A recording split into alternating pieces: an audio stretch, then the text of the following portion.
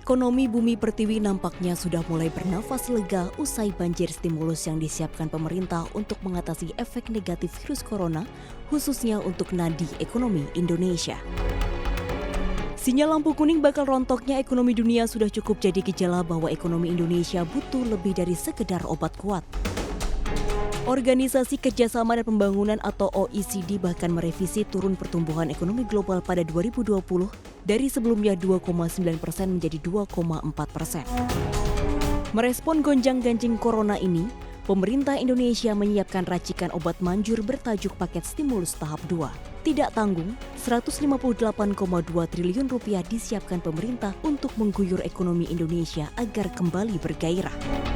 Jadi stimulus kedua ini itu totalnya di luar biaya masuk itu 22,9 triliun. Dan ditambahkan tadi oleh Ibu Menteri Keuangan bahwa kita ada pelebaran defisit sebesar 0,8%, itu setara dengan 125 triliun. Tidak berhenti di sana, pemerintah juga memanjakan sektor manufaktur untuk dorong ekonomi melalui relaksasi kebijakan impor bahan baku industri. Urgensi semakin membesar tatkala fakta mencengangkan bahwa 30% impor bahan baku RI berasal dari Cina.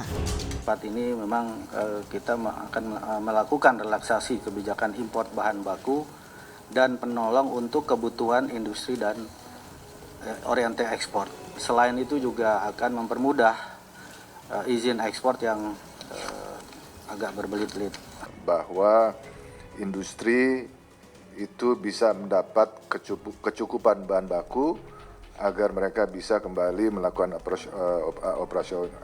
operasinya, karena kita tahu ya bahwa 30%, sekali lagi 30% bahan baku yang dibutuhkan oleh industri dalam negeri nasional itu 30% berasal dari Cina.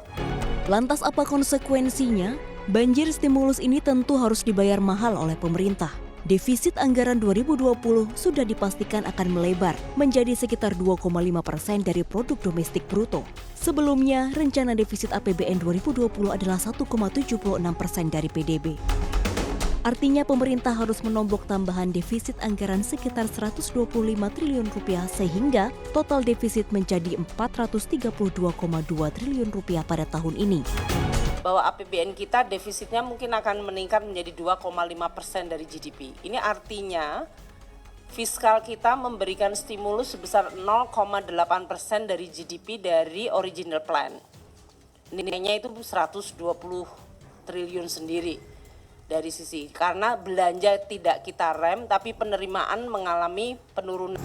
Sudah sewajarnya kocek dalam harus dirogoh pemerintah guna selamatkan Indonesia dari efek pandemi virus corona. Namun, jangan sampai stimulus ini justru salah sasaran dan hanya menguntungkan segelintir pihak saja.